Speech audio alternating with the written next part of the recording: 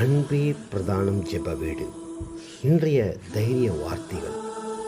நானும் நம்முடைய கர்த்தராகிய இயேசு கிறிஸ்துவின் சிலுவையை குறித்தல்லாமல் வேறொன்றையும் குறித்து மேன்மை பாராட்டாதிருப்பேனாக.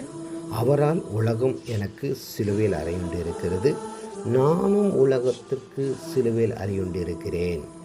ஆண்டவராகிய இயேசு கிறிஸ்து நாமத்துக்கு மகிமை உண்டாவதாக. பவுலடியார் சொல்லுகிறார், நான் உங்களுக்கு ஒரு காரியத்தை நான் சொல்லுகிறேன், மேன்மை பாராட்டுதல் எனக்கு சிலுவையை குறித்து அல்லாமல் வேறொன்றையும் குறித்து அல்ல.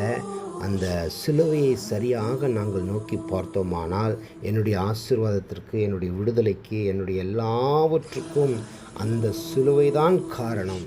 அதனால் சிலுவைக்காக எல்லாவற்றையும் நான் நஷ்டமாக எண்ணுகிறேன் என்று சொல்லுகிற அந்த மகத்துவத்தை உணர்வோம். கர்த்தர் ஆசீர்வதிப்பாராக. அல்லேலூயா.